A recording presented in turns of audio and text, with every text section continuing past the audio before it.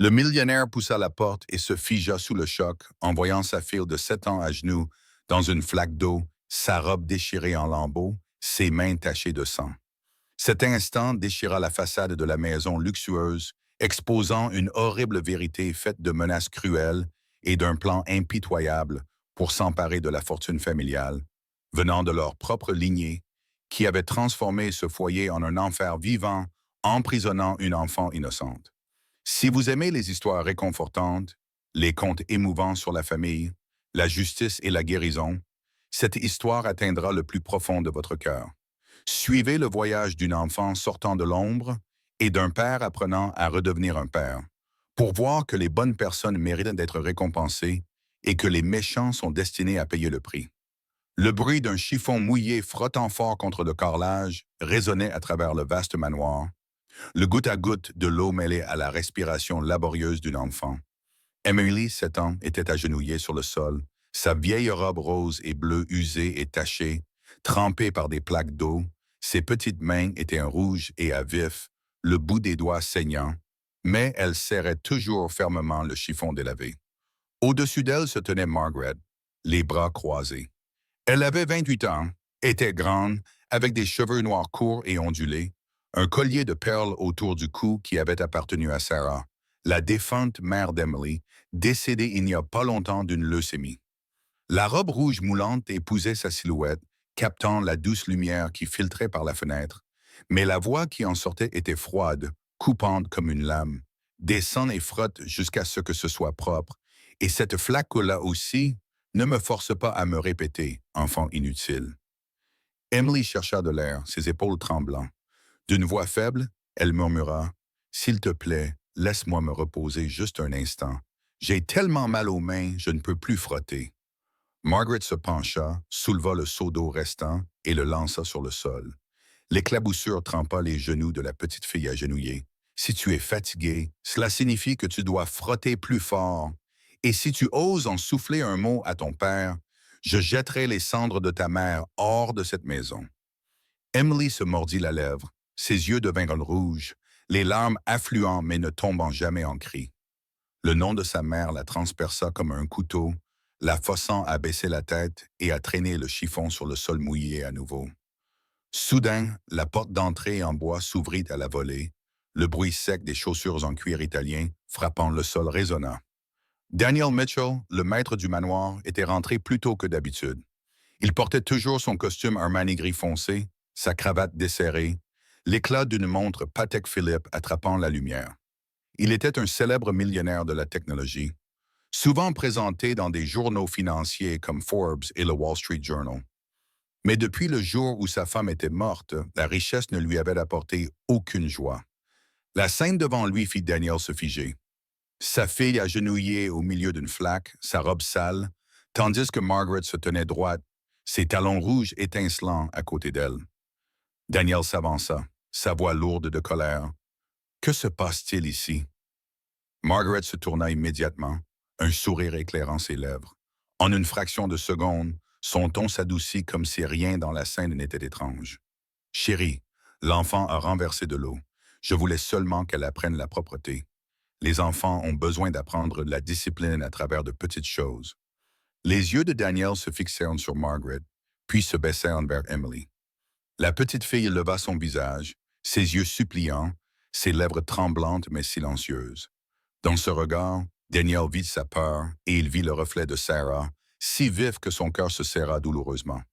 Il s'approcha, se penchant pour soulever Emily, mais lorsque sa main toucha son épaule, il se figea. Une sensation familière revint en force, l'image de sa défunte femme Sarah assise près du piano, ses cheveux dorés tombant doucement, son sourire radieux alors qu'elle enseignait à Emily les toutes premières notes. Il se souvint de Sarah assise sur le lit d'hôpital, sa main fragile serrant la sienne, murmurant « Promets-moi, quoi qu'il arrive, de ne jamais la laisser seule. » Mais cette promesse, Daniel avait échoué à la tenir. La mort de Sarah due à la leucémie l'avait plongé dans un abîme. Dans les mois qui suivirent, il s'enterra dans le travail, dans les fêtes, dans les transactions de plusieurs millions de dollars, comme un moyen d'échapper. En regardant Emily, il ne voyait que la douleur de perdre Sarah, jamais la joie. C'était pourquoi il avait laissé la distance grandir, et maintenant, debout devant cette scène, il ne trouvait toujours pas la force de la briser.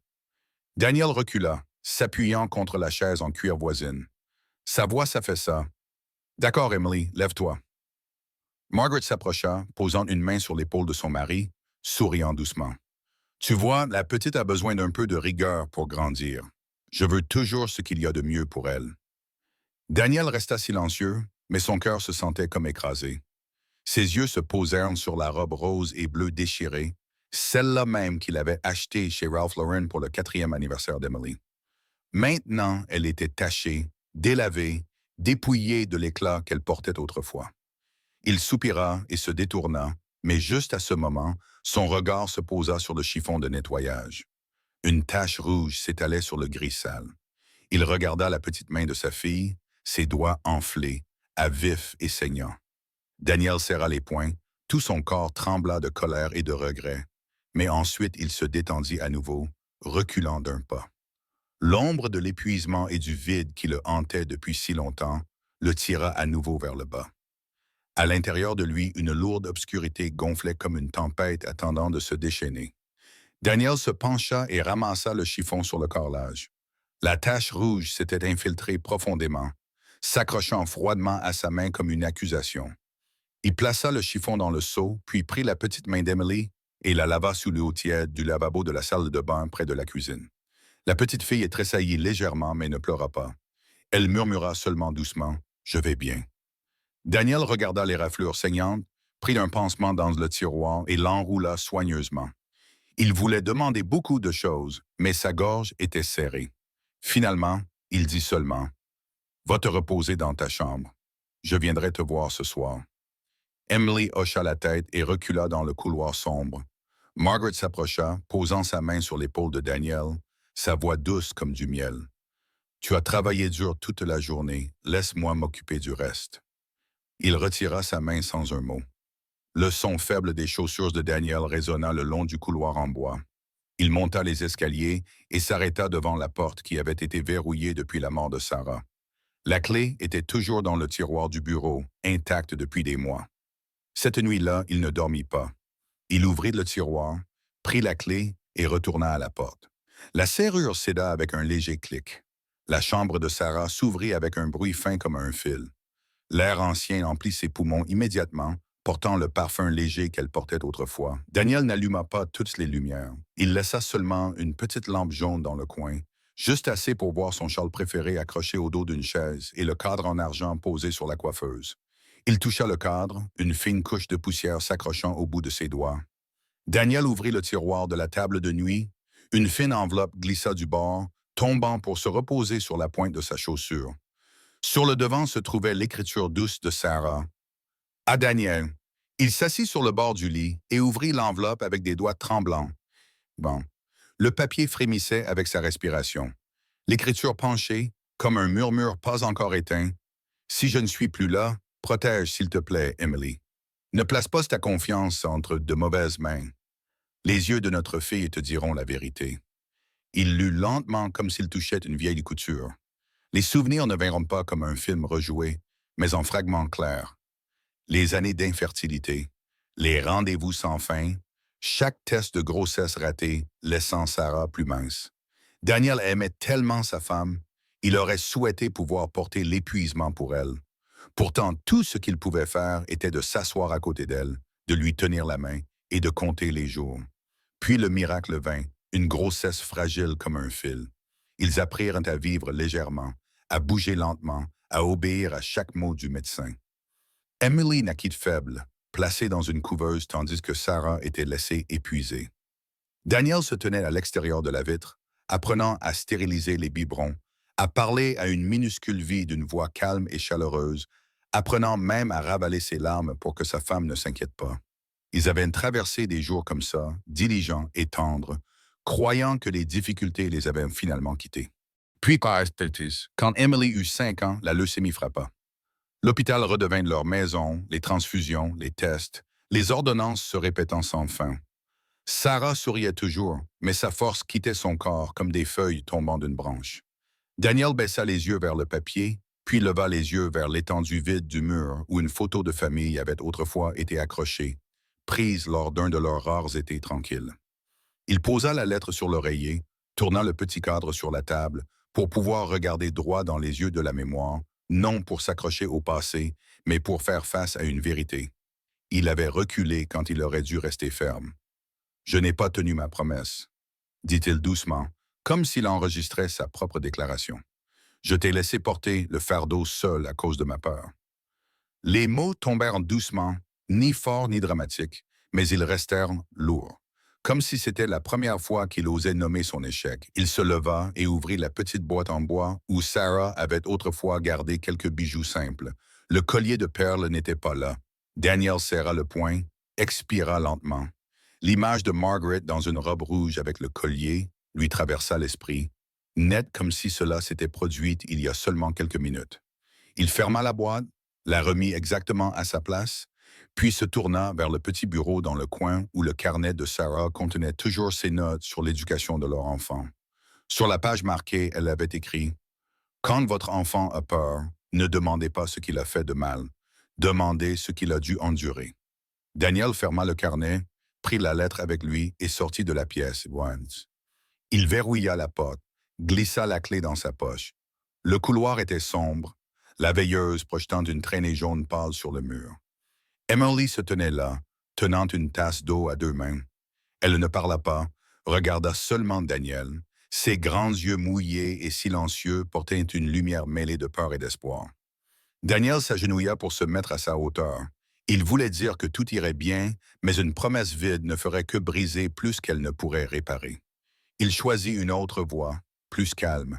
« Ta main te fait-elle toujours mal ?» demanda-t-il, sa voix basse et régulière. Emily secoua la tête. « Tu as soif ?» Elle hocha légèrement la tête. « Retourne dans ta chambre, bois lentement, puis couche-toi. Je vais m'asseoir ici un moment. » Emily le regarda pendant une autre seconde, cherchant dans ses yeux quelque chose de tacite, puis se détourna, serrant sa tasse, marchant lentement vers sa chambre. Daniel se redressa, s'appuyant contre le mur. La lettre dans la poche de son manteau semblait brûler. Il sortit son téléphone, parcourut ses contacts jusqu'à ce qu'il atteigne Jacob Reynolds. Jacob avait été un ami d'université, maintenant avocat de la famille, celui qui avait aidé Daniel et Sarah à établir la fondation Sarah pour les enfants atteints de troubles sanguins. Son doigt plana sans appuyer sur l'appel. Ce soir n'était pas le moment. Il avait besoin d'entendre une chose de plus, d'Emily elle-même. Il s'approcha de la porte de sa fille, s'arrêta juste à l'extérieur. À l'intérieur, le léger bruissement des couvertures lui parvint. Daniel n'ouvrit pas la porte, il ne voulait pas la surprendre. Il se tint simplement là, écoutant la respiration d'une enfant essayant de s'endormir après une journée passée à endurer des choses qu'elle ne pouvait pas comprendre, pourquoi les adultes pouvaient être si cruels. Il plaça une main sur sa poitrine, sentant le pouls battre dans sa paume. Ses yeux te diront la vérité. Les mots de Sarah revinrent une fois de plus clairs maintenant, plus fermes. Daniel baissa les yeux vers le sol où il n'y avait aucune trace d'eau, seulement un léger reflet, comme si quelqu'un était sur le point de sortir de son silence. Il se détourna, quitta le couloir et descendit. La lumière de la cuisine était tamisée, la maison retomba dans le calme, mais ce calme était différent. Il n'était plus épais et suffocant. Il s'ouvrait sur un espace où quelque chose de réel pouvait commencer. Alors que Daniel passait en haut des escaliers, il entendit la porte d'Emily grincer. Elle jeta un coup d'œil, ne disant rien, fixant Daniel droit dans les yeux, ses yeux tremblants mais brillants. Daniel s'arrêta, resta immobile, et sut qu'il avait reçu un second message, non pas sur papier, mais dans le regard de son enfant. La porte d'Emily se referma doucement. Daniel resta immobile au bas des escaliers un instant, puis se tourna vers la cuisine. Il alluma le réchaud, réchauffa la soupe au poulet dans la cocotte le creuset, la versa dans un bol en porcelaine blanche et disposa du pain et un peu de salade. Donna Hayes, la femme de ménage à temps partiel, était partie plus tôt dans l'après-midi. Ce soir, la maison était silencieuse. Le seul bruit dans la cuisine était le léger tapotement de la cuillère contre le bol. Il plaça 3 jeux de couverts sur la table, versa de l'eau, puis appela doucement. « Le dîner est prêt, Emily, Margaret. » Margaret apparut la première, sa robe rouge épousant toujours sa silhouette, son sourire déjà préparé. Elle ouvrit le meuble à vin, passa son doigt sur quelques bouteilles, puis en choisit une rouge et se versa un verre.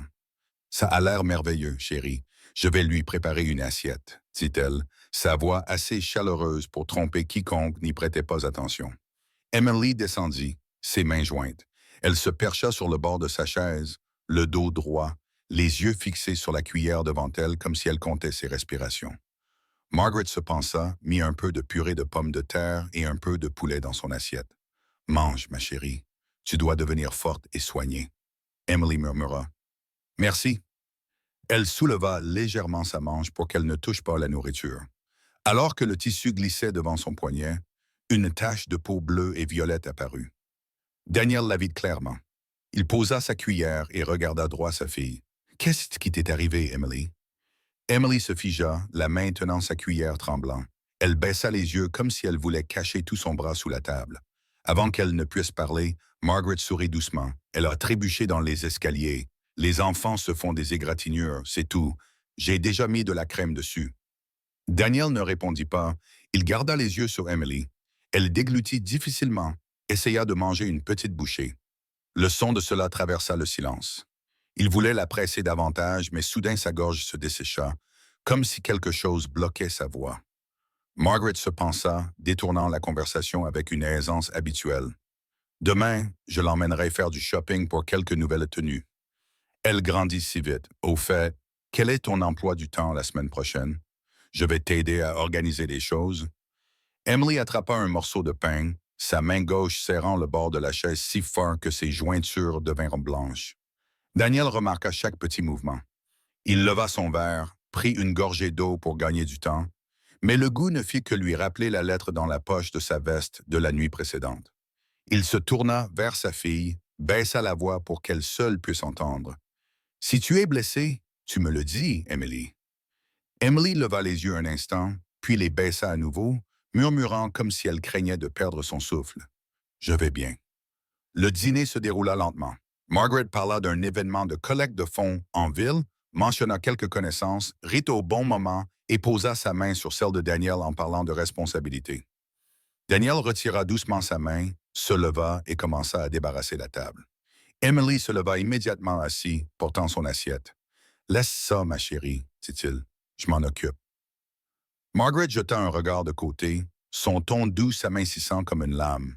« Laisse la petite aider un peu, elle a besoin d'apprendre. » Daniel n'argumenta pas.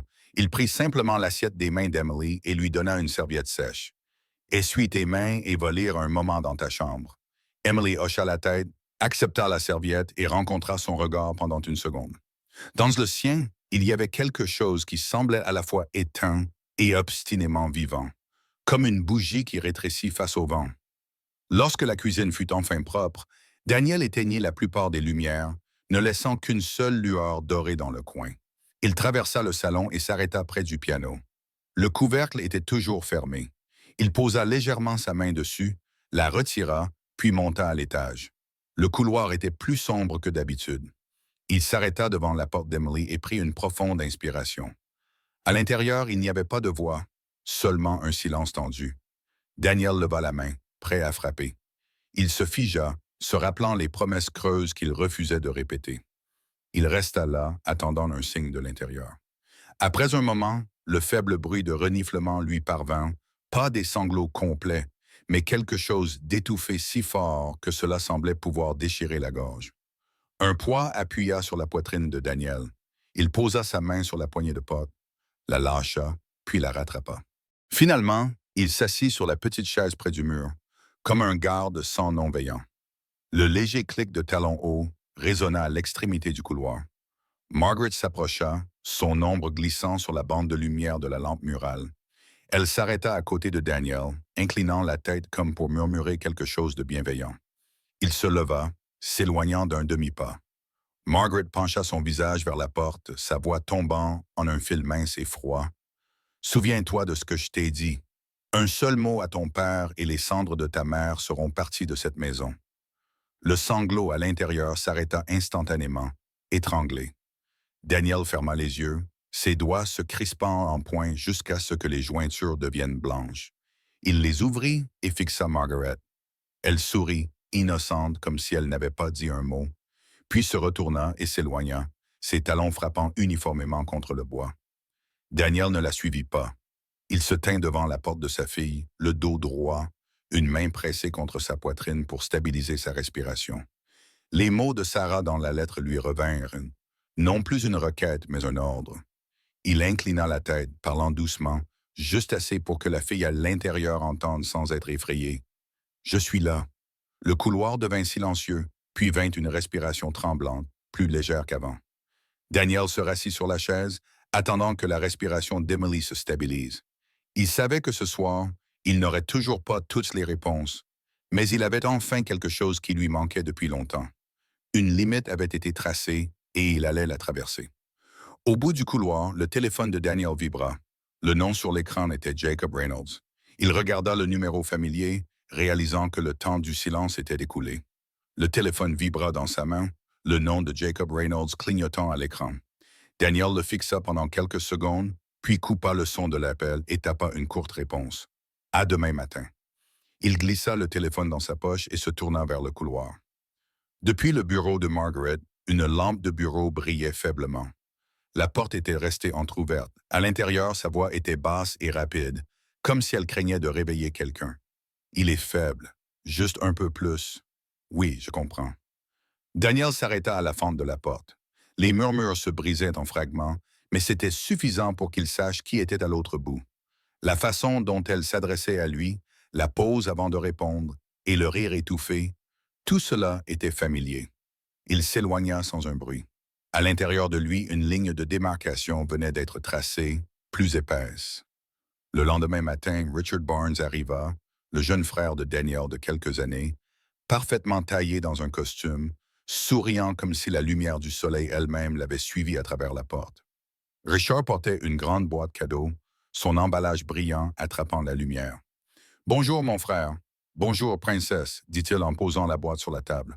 Je t'ai apporté quelque chose. » Emily était assise sur une chaise en train de lire, mais au bruit des pas, elle ferma son livre et se glissa derrière le canapé. Sa petite main serra fermement le bord du tissu.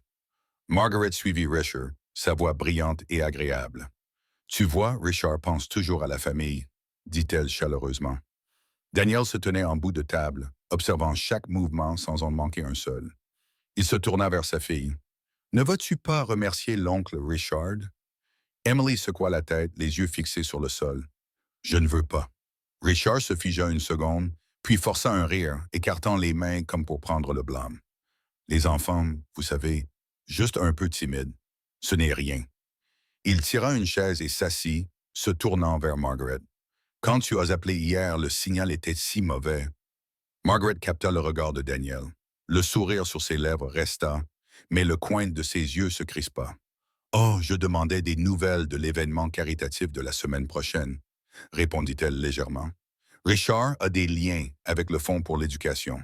Il veut aider Emily à avoir un bon environnement. » Daniel ne dit rien. Il versa un verre d'eau et le fit glisser vers Emily. Elle le prit à deux mains et murmura « Merci, papa. » Richard ouvrit la boîte cadeau et en sortit une poupée coûteuse avec un ensemble complet d'accessoires. Il essaya de rendre sa voix joyeuse. « Ma chérie, viens ici. Laisse-moi te montrer comment habiller la poupée. » Emily ne bougea pas. Elle se pressa plus profondément contre le dossier du canapé, ses cheveux couvrant la moitié de son visage. Sa petite main tira instinctivement sur sa manche pour cacher les ecchymoses sur son poignet. Daniel le vit, et il vit aussi Richard le remarquer. À ce moment, le coin de la bouche de Richard se courba légèrement, comme le pli familier d'un homme qui avait déjà remporté de nombreux petits jeux et attendait le grand. Au dîner, Margaret dressa la table et dit à Donna de partir tôt. Elle choisit le vin, versa uniformément, ses pas rapides, sa voix narrative douce. « Je pense que notre famille devrait faire un voyage d'un week-end. »« Tu es trop tendu, » dit Richard. « Il y a un nouveau complexe près du lac, tranquille, un endroit où Emily pourrait changer d'air. » Daniel marcha lentement, écoutant mais n'acquiesçant pas. Emily mangeait peu, le regardant occasionnellement comme si elle cherchait un signal. Richard leva son verre vers Daniel, sa voix baissée avec un ton d'intimité. « Mon frère, tu travailles à trop. Parfois, tu devrais te reposer et laisser les autres partager le fardeau. » Les mots tombèrent sur la table comme un petit caillou, mais les ondulations se propagèrent loin. Daniel posa son couteau et sa fourchette, s'essuya les mains avec une serviette. Il regarda Richard, puis jeta un bref coup d'œil à Margaret. Le sourire de Richard s'élargit alors qu'il trinquait avec elle. La famille est faite pour s'appuyer les uns sur les autres, dit-il, ses yeux ne quittant jamais Daniel. Comment le partagerais-tu? Demanda Daniel doucement, comme si la question était sans importance. Eh bien, la paperasse, la gestion, les choses qui t'épuisent. Margaret et moi pouvons intervenir, répondit Richard, sa voix portant un mélange de bienveillance et de désinvolture, comme s'il offrait quelque chose d'inoffensif. Tu aurais les mains libres, tu pourrais rester à la maison avec ta fille. Nous nous occuperons des parties difficiles. Emily posa sa cuillère, sa petite main se recroquevillant dans son giron. Daniel entendit le bruit de la cuillère touchant l'assiette si clairement que cela semblait être le seul son dans la pièce. Il se pencha et versa plus d'eau à sa fille. Bois ça, dit-il, puis regarda Richard. Je vais y réfléchir. Margaret intervint, sa voix douce comme de la soie. Pas de précipitation. Ce qui compte, c'est que tu te reposes. Richard leva à nouveau son verre, ses yeux brillants, son sourire impeccable. Alors, à ta santé et à l'avenir d'Emily. Tu devrais te reposer et laisser les autres partager le fardeau. Son regard s'attarda sur Margaret un instant de trop, comme s'il envoyait un message silencieux. Daniel frissonna, non pas à cause du vin, mais du sentiment qu'une porte venait de se fermer derrière lui et qu'une autre s'ouvrait devant, menant à une pièce où il serait forcé de choisir son camp. Daniel posa son verre, regarda droit son jeune frère tandis que son autre main serrait fermement son téléphone sous la table. Sur l'écran, un message de Jacob venait d'apparaître. Demain matin, 9 heures, mon bureau. Le message de Jacob était toujours allumé sur l'écran. Le lendemain matin, à 8h58, Daniel poussa la porte d'un petit bureau sur Main Street. À l'intérieur, Jacob Reynolds se leva pour le saluer. De taille moyenne, les yeux stables, la voix calme d'un avocat de famille qui avait vu plus de tumulte que ne le suggéraient les rumeurs. « Asseyez-vous, Daniel, dit-il, allant droit au but. Racontez-moi tout. » Daniel fit bref, n'évitant plus. Quand il eut fini, Jacob hocha la tête, leva le téléphone et appela quelqu'un. « Frank, j'ai besoin de toi. » 10 minutes plus tard, le shérif Frank Dalton entra.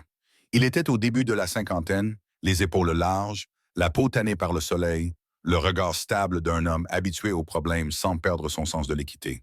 Il serra la main de Daniel, parlant lentement et clairement. « Je suis ici pour protéger un enfant. Dites-moi directement ce que vous voulez faire. » Le plan était simple mais solide. Il placerait un dispositif d'enregistrement légal dans l'espace commun de la maison, le salon, où Daniel, en tant que propriétaire, avait pleine autorité. L'appareil ne s'activerait que lorsque le son dépasserait un seuil défini et toutes les données seraient scellées comme preuve. Daniel hocha la tête. « Margaret a un rendez-vous au spa à midi, dit-il. Nous aurons une heure. » Ce midi-là, la porte arrière du manoir s'ouvrit. Jacob et Frank entrèrent avec Daniel sans faire de bruit. Le shérif balaya rapidement les coins de la pièce, puis installa le minuscule appareil sur le dessus de l'étagère. Déguisé en détecteur de fumée, Jacob testa le signal, une lumière clignota une fois puis s'éteignit. « Ça fonctionne, dit-il. Maintenant, agissez normalement et ne quittez pas la fille les yeux si vous pouvez l'aider.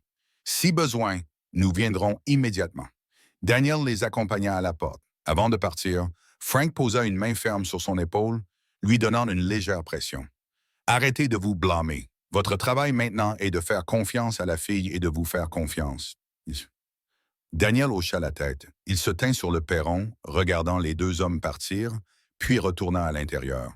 Emily était assise sur l'escalier, serrant un livre contre sa poitrine. Elle le regarda comme pour demander, mais trop effrayée pour le dire. Daniel s'approcha, brossant doucement ses cheveux. « Cet après-midi, je devrais sortir un moment, » dit-il doucement, seulement pour qu'elle entende. « Mais je serai proche. » Emily hocha la tête, ses yeux clignant rapidement. À exactement 15 heures, Daniel prit les clés de sa voiture. Margaret apparut dans une nouvelle robe, son parfum plus vif que d'habitude. « Tu as une réunion? » demanda-t-elle, ses lèvres se recourbant légèrement. « Bien, j'ai quelques leçons pour Emily. » Daniel marqua une pause, puis ouvrit la porte. « Ne lui enseigne pas des choses qui la rendent effrayée, » répondit-il lentement. Elle garda le sourire, mais un éclat froid brilla dans ses yeux. La porte se ferma derrière lui. Daniel se glissa sur le siège de la voiture, ne démarrant pas encore le moteur. Son téléphone vibra, un message de Jacob. J'écoute en direct. Reste calme. 5 minutes, 10 minutes, 15 minutes.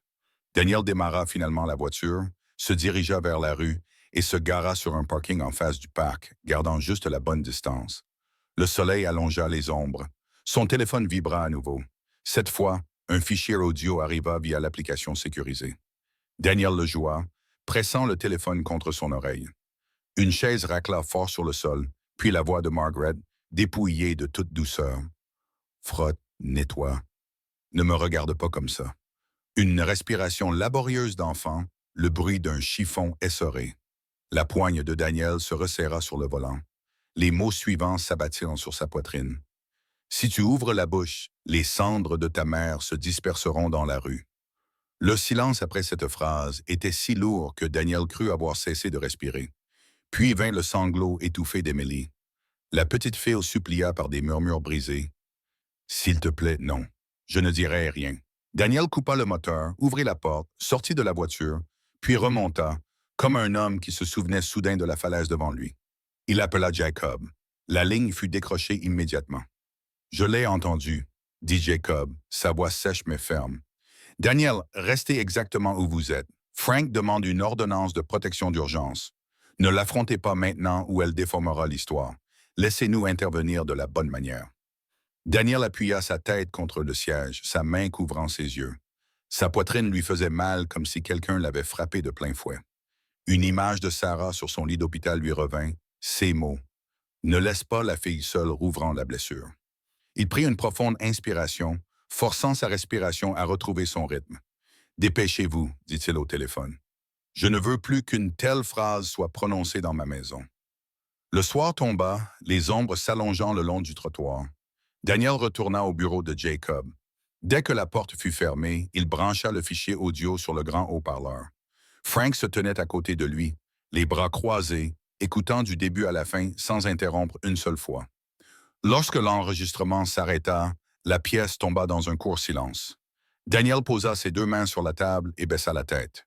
« J'ai laissé ma fille entendre des mots pareils dans sa propre maison, » dit-il, sa voix rauque. Jacob s'avança et posa un mince dossier devant lui. « Ceci est le rapport officiel. Je vais le déposer immédiatement. » Daniel, il le regarda droit dans les yeux, « Vous devez faire face à cela, non seulement pour la fille, mais pour Sarah aussi. » Frank hocha la tête lentement et fermement. « Ce soir, je patrouillerai près de chez vous. Demain matin, si le juge signe l'ordonnance de protection, nous intervenons. Gardez Emily avec vous. En aucun cas, ne la laissez seule avec cette femme. » Daniel plia le dossier, ses mains ne tremblant plus. Il se leva, dit un bref merci et quitta le bureau. Cette nuit-là, lorsque les lumières de la maison s'éteignirent une par une, il s'assit seul devant le petit autel tenant la photo de Sarah. La bougie brûlait régulièrement, sa lueur se reflétant sur le cadre en verre. « Je jure, dit Daniel lentement, chaque mot s'enfonçant comme un clou dans le bois, que je ne te décevrai pas une fois de plus. » La flamme vacilla doucement dans ses yeux. Une petite lumière s'était éveillée, fragile mais inébranlable, comme une tempête trouvant finalement sa direction. La bougie devant la photo de Sarah s'éteignait. Daniel se leva, glissa la lettre dans la poche de sa veste et se dirigea directement vers son bureau. Il alluma la lampe de bureau, rangea les dossiers soigneusement sur le bureau en noyer et les plaça à côté de son stylo-plume Montblanc. Cette nuit-là, il ne dormit pas. Il resta seulement assis, écoutant l'horloge Patek tic-taquer à chaque battement, attendant le matin. Avant 9 heures, la sonnette retentit. Margaret entra la première, vêtue d'une robe sombre, son sourire doux. Richard suivit, portant un dossier en cuir. Il le posa sur le bureau et l'ouvrit, révélant d'épais documents papier. « Mon frère, voici le plan de restructuration, » dit Richard chaleureusement.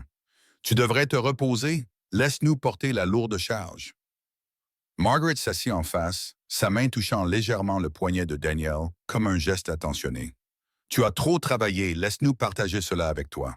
Je prendrai soin d'Emily comme si elle était ma propre enfant. » Elle se tourna vers la petite fille. « Viens t'asseoir plus près de ta mère. » Emily se tenait dans l'embrasure de la porte, serrant l'ourlet de sa robe. Elle ne bougea pas. Daniel tira la chaise à côté de lui et dit doucement, « Assieds-toi ici. » La fille obéit, s'asseyant droite, les yeux fixés sur le bureau. Richard fit glisser la première page vers Daniel. « C'est juste une autorisation de gestion. Rien n'affecte la propriété, » dit-il, son ton aussi léger que s'il offrait du thé. Daniel tourna la page, lisant lentement. Des phrases denses, des clauses de remplacement, des annexes supplémentaires. Margaret versa du café et posa la tasse devant lui. « Bois un peu, ne laisse pas ta santé faiblir, » dit-elle. Ses yeux se tournèrent vers Emily, puis s'arrêtèrent sur le stylo brillant posé sur le bureau. Daniel la remercia, souleva la tasse puis la reposa. Il prit son téléphone, faisant semblant de vérifier son emploi du temps. Sous la table, la main de l'enfant effleura la sienne. Lorsqu'il baissa les yeux, Emily avait glissé un petit papier plié dans sa paume. Il était froissé à la hâte, tremblant. Il l'ouvrit et vit 4 mots fins, fragiles comme un fil. « Papa ne signe pas. » La poitrine de Daniel se serra. Il plia la note, la glissa dans sa manche, puis leva les yeux.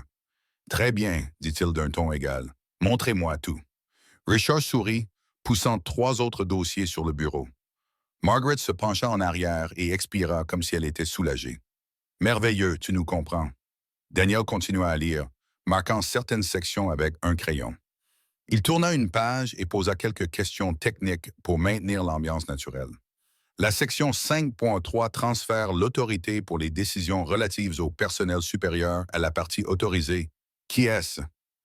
Richard répondit immédiatement. C'est un conseil de 3. Moi-même, Margaret et un conseiller indépendant. Margaret hocha la tête, souriant gentiment.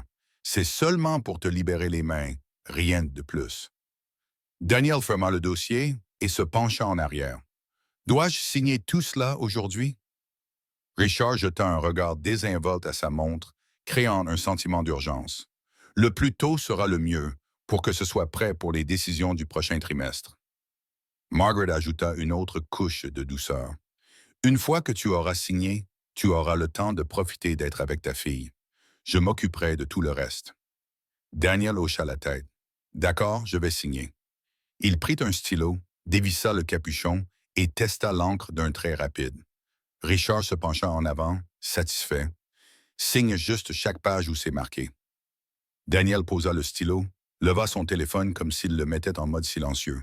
Dans ce mouvement, il prit rapidement une photo de la page, le bruit de l'obturateur faible comme un souffle. Il changea l'angle, fit semblant de lire attentivement et prit une nouvelle photo. Au moment où il eut fini les 2 dossiers, il avait presque toutes les clauses clés stockées. Margaret se leva pour verser plus de café. « Je vais appeler Donna pour préparer le déjeuner. » Daniel hocha la tête sans lever les yeux. Dès que la porte fut fermée, il regarda Richard, puis baissa la voix d'un ton égal. « Donnez-moi 10 minutes pour finir de lire. Après cela, je les signerai tous en même temps. » Richard haussa les sourcils, souriant. « Fais comme tu veux. » Daniel rassembla les dossiers et se leva. « Je vais aller dans la chambre de Sarah, je veux dire le bureau, pour pouvoir me concentrer. » Richard lui fit signe de la main. « Vas-y. » Daniel porta les papiers à l'intérieur et ferma la porte. Il ne s'assit pas, ne fit que prendre son téléphone et envoyer les photos à Jacob avec une seule ligne. « Vérifie maintenant. » En moins de 5 minutes, Jacob rappela. Sa voix était calme mais vive. Ce n'est pas une autorisation de gestion. C'est un transfert déguisé de propriété. Les clauses 5.3 et 7.2 leur donnent le contrôle sur tes actifs personnels, même la fiducie de Sarah. L'annexe C s'active de façon permanente si tu t'éloignes des opérations pendant plus de 60 jours. Si tu signes, tu perds tout. Daniel appuya son front contre la porte, les yeux fermés. « Je t'entends. » Jacob continua. « Ne les confronte pas encore. Dis-leur de laisser les documents. Dis que ça nécessite une notarisation ou qu'un conseiller indépendant doit les examiner. Je vais déposer une injonction d'urgence pour bloquer le transfert. Et Daniel, garde Emily près de toi. » Daniel ouvrit les yeux, sa main reposant sur la poche où se trouvait la lettre de Sarah. « Je comprends. » Il retourna dehors. Richard leva les yeux, son sourire prêt en place. « Déjà fini? » Daniel reposa les dossiers sur le bureau, sa voix stable comme si rien n'avait bougé. « Je signerai après qu'un conseiller indépendant les aura examinés. La procédure de l'entreprise l'exige. Richard haussa à nouveau les sourcils, son sourire s'amincissant. Pas besoin de tout ça. Margaret revint, un verre d'eau toujours à la main. Tu ne nous fais pas confiance, à Richard et à moi? Daniel la regarda droit dans les yeux, puis regarda Emily qui était assise tranquillement, les mains jointes. Il parla lentement, fermement. Je fais confiance à la procédure. Il fit glisser les dossiers vers Richard. Laissez-les ici. Je répondrai cet après-midi. L'air devint lourd. Le sourire de Richard s'estompa, bien que son ton restât chaleureux. Très bien, mon frère, mais ne rate pas l'occasion. Il se leva, ferma le dossier en cuir, puis l'ouvrit à nouveau comme par inadvertance. Oh, j'aurais juste besoin de ta signature sur quelques documents internes d'abord. Routine seulement. Daniel secoua la tête. Cet après-midi. Margaret marcha vers Emily, se penchant pour toucher l'épaule de la fille. Montez à l'étage. Emily se leva brusquement, s'écartant pour éviter sa main. Daniel plaça sa main sur le dos de sa fille et la guida vers la porte. Reste dans la bibliothèque. Elle hocha la tête et s'éloigna rapidement. Maintenant, seuls les trois adultes restaient. Daniel garda son ton égal. J'ai un appel à midi. Arrêtons-nous ici. Richard hocha la tête, ses yeux se posant brièvement sur le stylo sur la table. À cet après-midi, alors. Ils quittèrent le bureau, le bruit des pas s'éloignant dans le couloir s'estompa. La porte se referma, ne laissant que le tic-tac de l'horloge dans la pièce.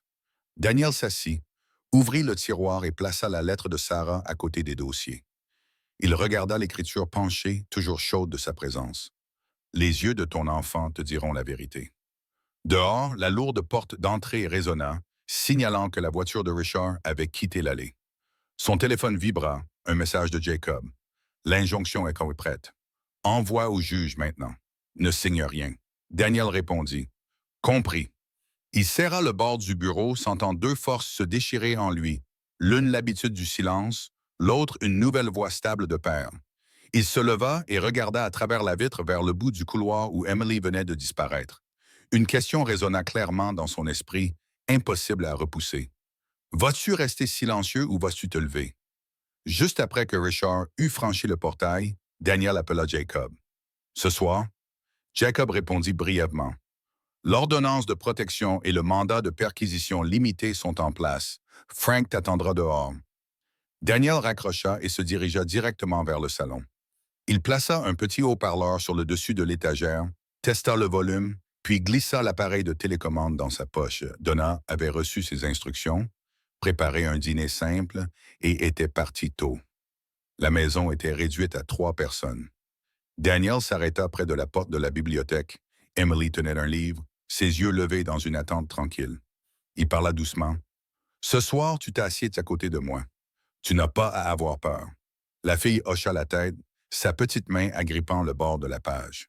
À 19h, la sonnette retentit. Richard entra avec un large sourire.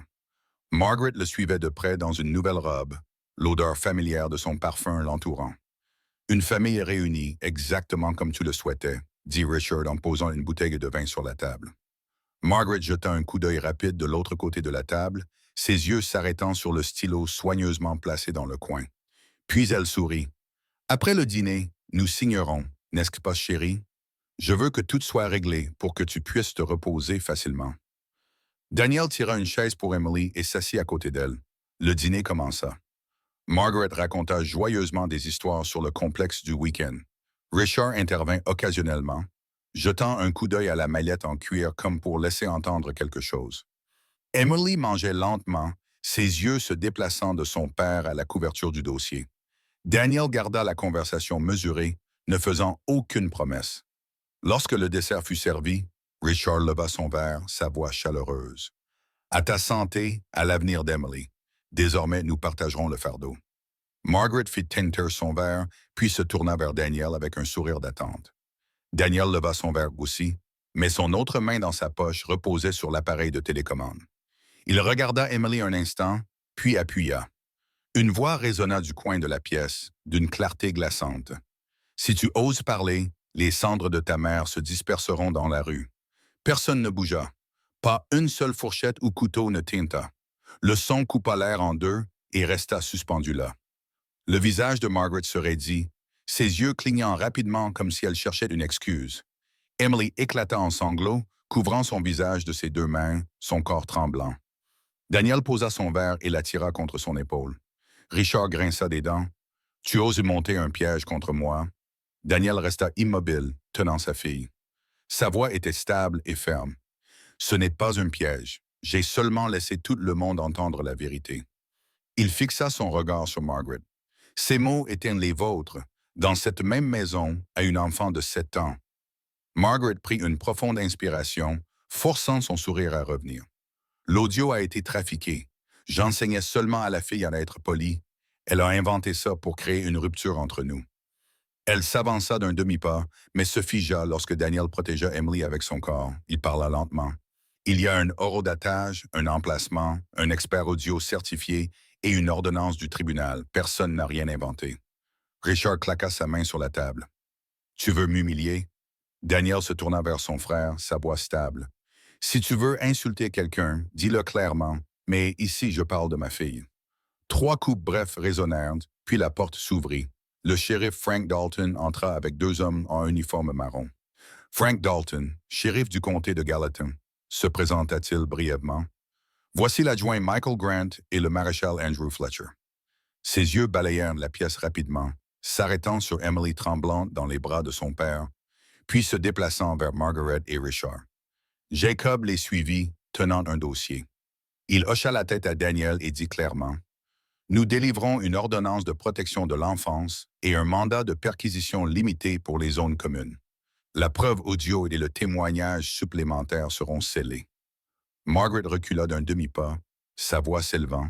« Vous n'avez pas le droit d'entrer de force dans ma maison comme ça. » Frank déplia un papier et lut à voix haute, chaque mot ferme. « Une ordonnance signée par un juge ce matin. Madame Margaret Ellis est sous enquête pour abus d'enfant. Monsieur Richard Barnes est sous enquête pour complot en vue de commettre une fraude et menace. » L'adjoint Grant s'avança, la menottant professionnellement mais sans violence. Margaret se débattit en criant « Daniel, dis quelque chose. » Daniel secoua la tête, serrant Emily plus fort contre sa poitrine. « C'est assez. » Richard recula, ses yeux se plissant comme s'il pesait une évasion. Le maréchal Fletcher bloqua son chemin, parlant calmement. « Monsieur, veuillez coopérer avec nous. » Richard regarda autour de lui, ravala sa rage, puis se tourna vers Daniel. Son regard s'assombrit, sa voix pressée comme une scie contre le bois. « Tu vas payer pour ça. » Daniel ne répondit pas. Il se pensa pour murmurer à sa fille. « Ferme les yeux. Appuie-toi sur moi. » Emily obéit, son visage strié de larmes pressé contre son épaule. Frank inclina la tête vers Daniel, parlant doucement. « Elle est en sécurité maintenant. Ce soir, nous assignerons des patrouilles. Demain, le tribunal entendra l'ordonnance temporaire. » Margaret hurla alors qu'elle était menée vers la porte, ses chaussures raclant le sol. Richard suivit, son dos toujours rigide, mais le regard qu'il jeta par-dessus son épaule coupa comme une lame. La porte se referma et les derniers échos tombèrent dans le silence. La pièce resta vide, remplie seulement de la respiration tremblante d'une enfant et du rythme cardiaque ralenti de son père. Jacob plaça le dossier sur la table et le glissa vers Daniel. « Nous continuerons demain. Ce soir, restez avec votre fille. » Daniel hocha la tête, sa voix rauque.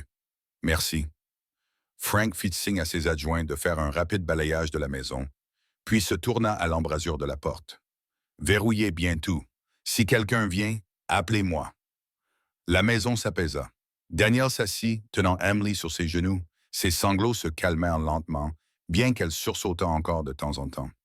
Il prit un linge chaud et essuya doucement son visage, murmurant encore et encore. « Personne ne te touchera plus. Je suis là. » À travers la fenêtre, la traînée estompée de rouge et de bleu de la voiture de patrouille s'étira sur le mur, puis disparut dans le lourd silence. Daniel leva les yeux. Il savait qu'une tempête venait de passer, mais le ciel n'était pas encore dégagé, car le regard de Richard persistait encore quelque part dans cette pièce, une menace qui ne s'était pas dissoute. Daniel serra Emily contre lui, se souvenant des mots de Richard. « Tu vas payer pour ça. » La haine dans ses yeux s'accrochait à l'esprit de Daniel comme un fer crochu. Daniel comprit que la bataille n'était pas terminée, mais cette fois, il s'était levé et il ne ferait plus un seul pas en arrière. La nuit commença par le bruit de la serrure se tournant fermement. Daniel porta Emily à l'étage, tamisa la plupart des lumières, ne laissant qu'une petite lueur chaude à la tête du lit.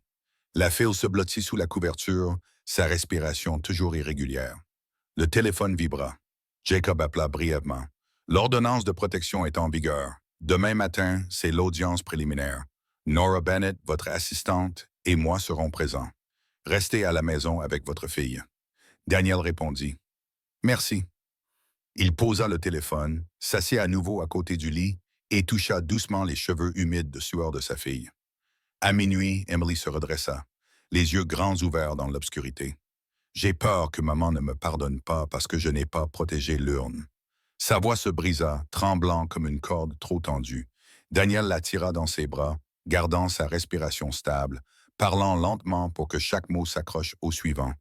Ta mère n'a pas besoin de cendres pour être avec nous. Elle est toujours là, dans le cœur de nous deux. Tu n'as rien fait de mal.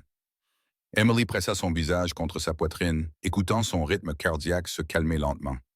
Le lendemain matin, Jacob envoya un message. Le juge a approuvé la détention temporaire. Margaret a été inculpée pour abus d'enfant. Richard fait face à des accusations de complot en vue de commettre une fraude et de menaces. Nora vous envoie le rapport. Daniel n'alla pas au tribunal. Il fit du lait chaud pour Emily, s'assit avec elle à la table du petit déjeuner, laissant le pur silence du matin les apaiser doucement tous les deux.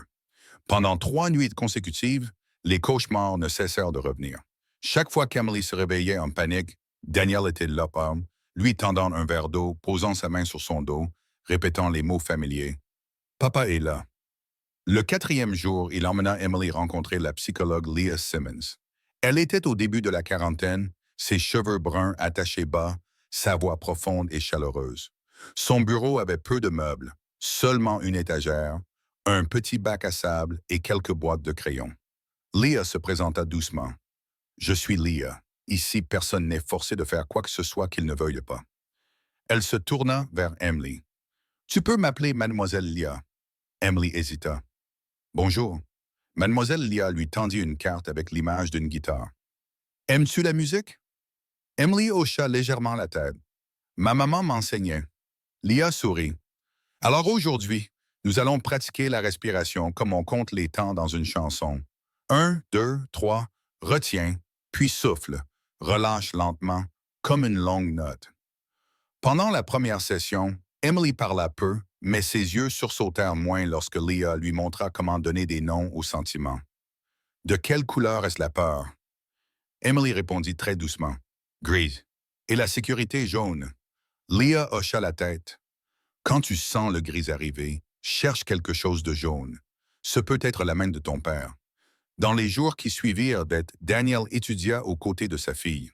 Il écrivit dans un carnet les mots qu'il devait dire, ne faisant jamais de promesses vides, ne se précipitant jamais pour apaiser. Il s'entraîna à se tenir derrière elle lorsqu'elle tremblait, laissant Emily se tourner vers lui d'elle-même plutôt que de l'accabler d'une étreinte trop serrée. Il apprit aussi à s'excuser au bon moment. Chaque nuit avant d'éteindre la lumière, il disait la même phrase. « Aujourd'hui j'étais là, demain je serai toujours là. » Un après-midi, juste après que le père et la fille furent revenus du bureau de Leah, leur voisine arrière, Mme Helen Carter, s'arrêta. Elle était dans la soixantaine, retraitée, autrefois professeure de musique à l'école, portant une carte et une clé de garage. « J'ai un vieux piano droit, dit-elle gentiment. Ma fille en a ramené un nouveau, alors celui-ci reste juste là. Je me souviens qu'Emily s'asseyait et écoutait sa mère jouer. Si elle le veut, je peux demander à quelqu'un de le déménager. » Daniel regarda Emily. La petite fille serra sa manche, puis murmura. « Je veux. » Helen sourit, ses yeux ridés s'illuminant comme un rayon de soleil. « Demain soir, ils peuvent l'apporter. » Le piano arriva, installé dans le coin du salon où Sarah avait l'habitude de s'asseoir. Daniel ne se précipita pas pour ouvrir le couvercle. Il attendit qu'Emily le touche en premier. Elle grimpa sur le banc, son dos toujours légèrement voûté, mais ses doigts réussirent à se poser sur les touches blanches. La première note sortit mince, puis trébucha, puis tomba silencieuse. Emily retira ses mains et regarda Daniel.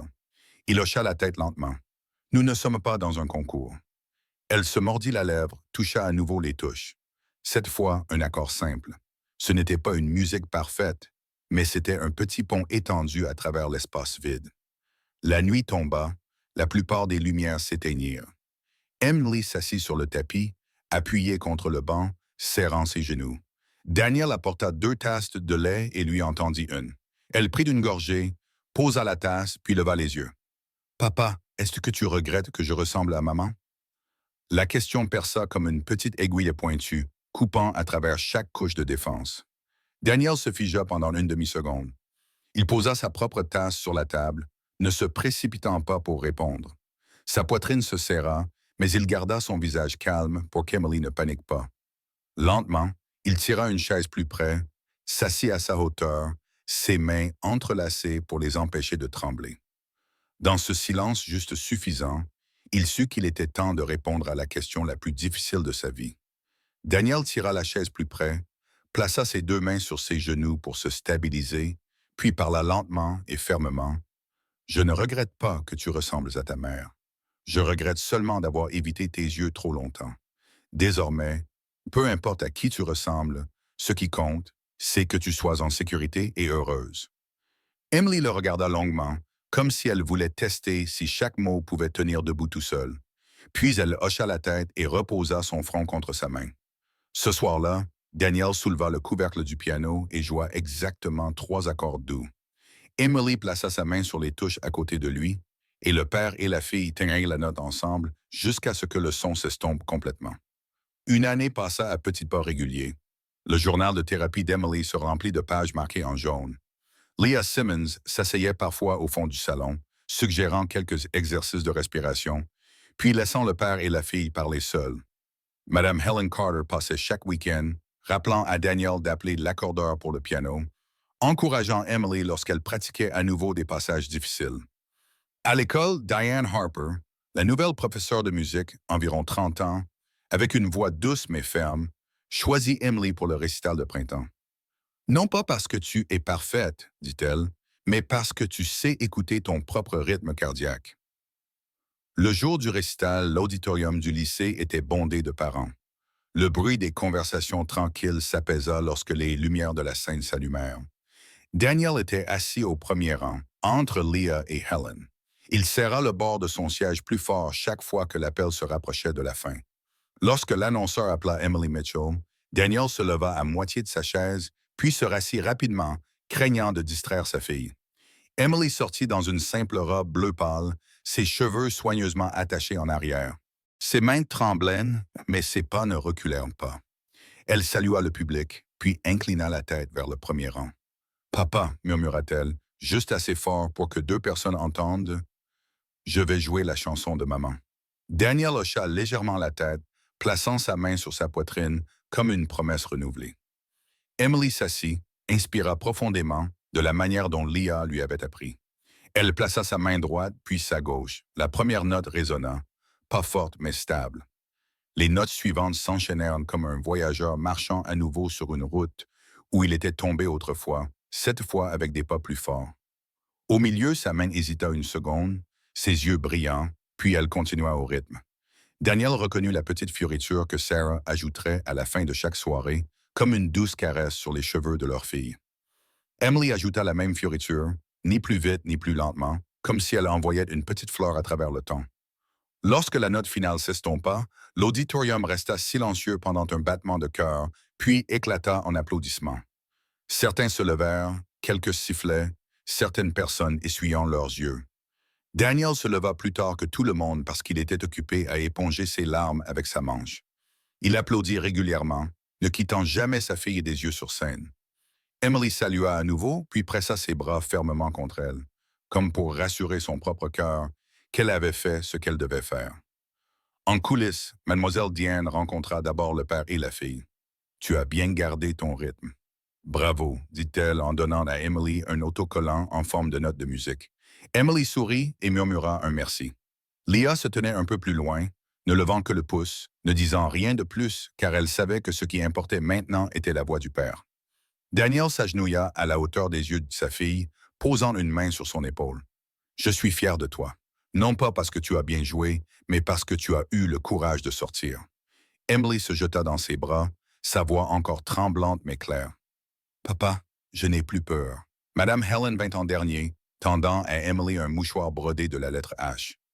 Une récompense d'une vieille enseignante, dit-elle avec un rire, ses yeux se plissant. Emily l'accepta, le plia soigneusement et le glissa dans la poche de sa robe.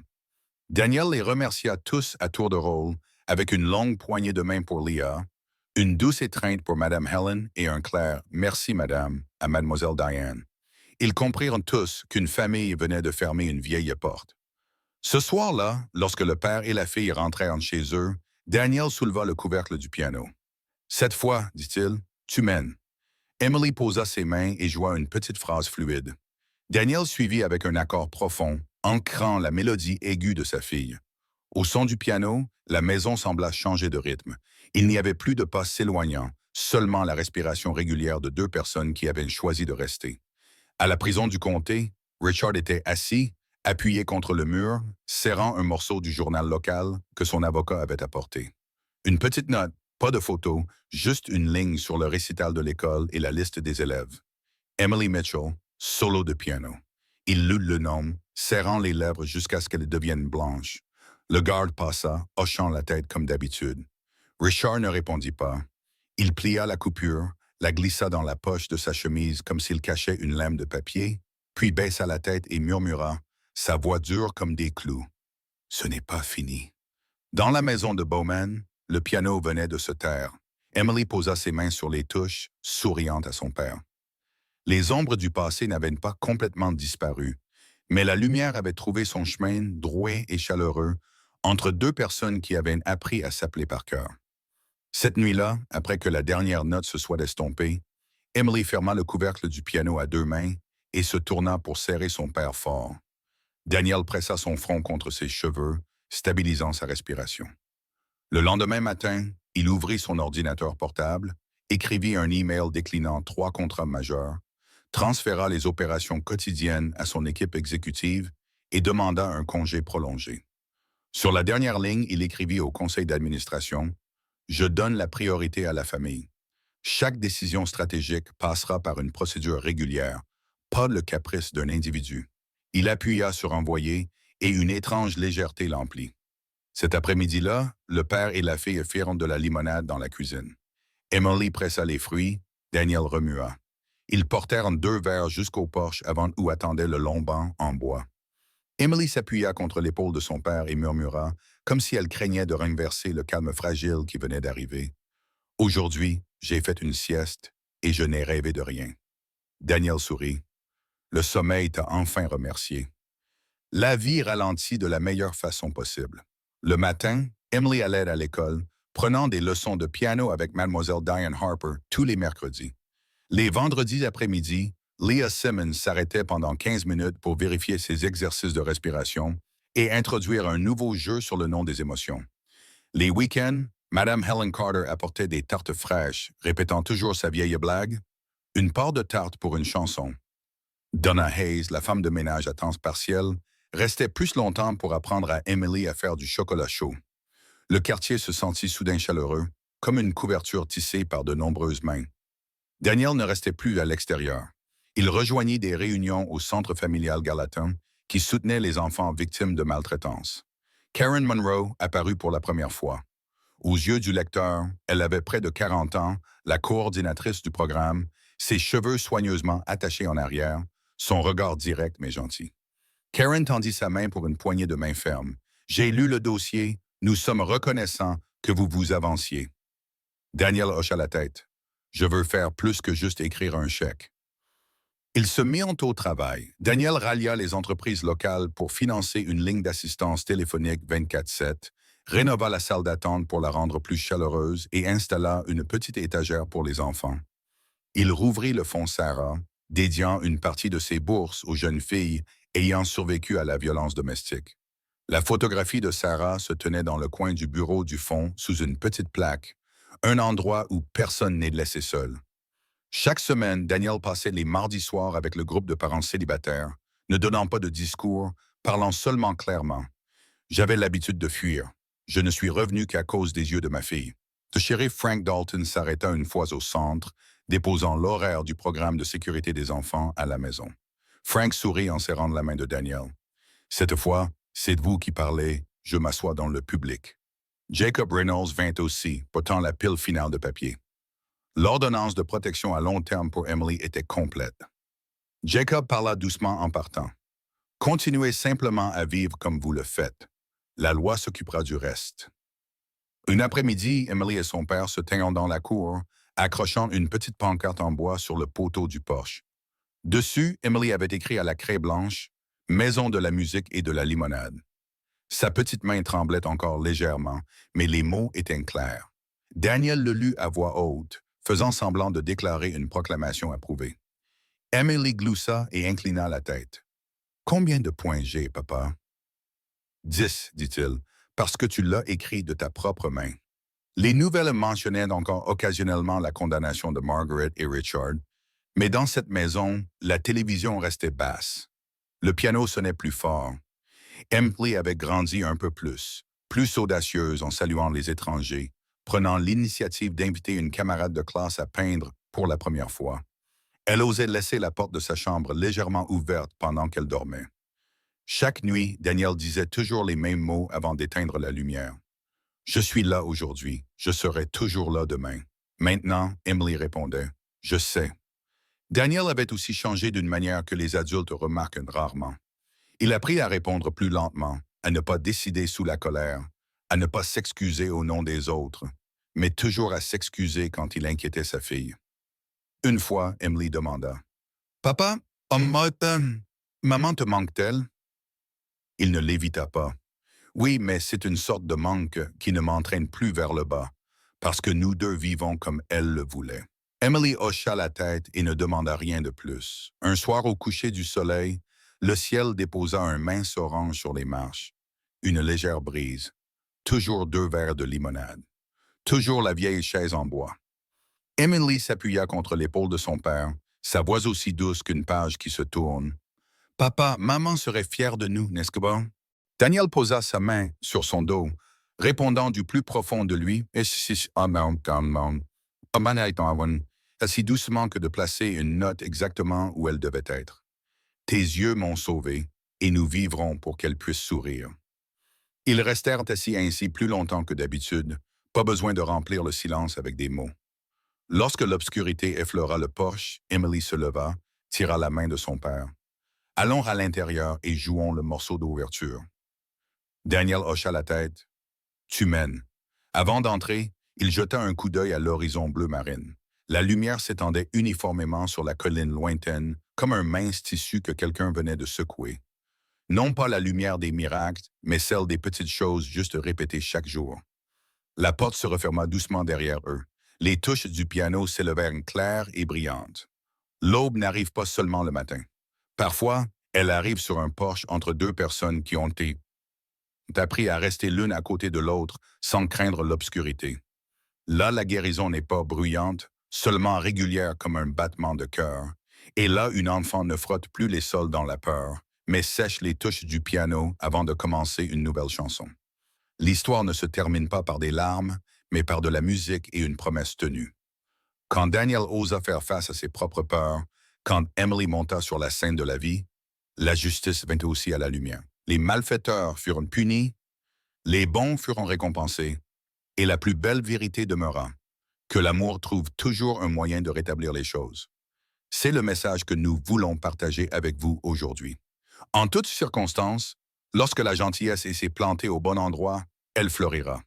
Maintenant, c'est à votre tour. Quel moment vous a le plus touché le cœur? Est-ce quand Emily a dit « Je n'ai plus peur » ou quand son père a murmuré « Tes yeux m'ont sauvé » ? Avez-vous déjà été témoin d'une histoire similaire dans la vraie vie, où une communauté s'est levée pour protéger un enfant? Si oui, partagez-la avec nous, afin que nous puissions répandre le bien ensemble. D'où nous regardez-vous et allez-vous bien aujourd'hui? Sinon, laissez-nous un message, notre équipe est toujours là pour écouter. Voulez-vous que nous continuions à raconter plus d'histoires réconfortantes, des histoires émotionnelles sur la famille, la justice et la guérison? Quels mots d'encouragement aimeriez-vous envoyer aux enfants qui ont juste besoin qu'un adulte se tienne à leur côté? Merci d'avoir passé votre temps avec nous. Si cette histoire vous a fait croire un peu plus au pouvoir de la bonté, Laissez un commentaire, partagez la vidéo avec vos proches et abonnez-vous pour ne pas manquer la prochaine histoire édifiante. Chaque partage que vous faites peut devenir un pont qui aide quelqu'un de vulnérable à trouver une issue. Nous avons hâte de vous retrouver dans la prochaine vidéo où nous continuerons à raconter des histoires qui réchauffent le cœur et illuminent les yeux.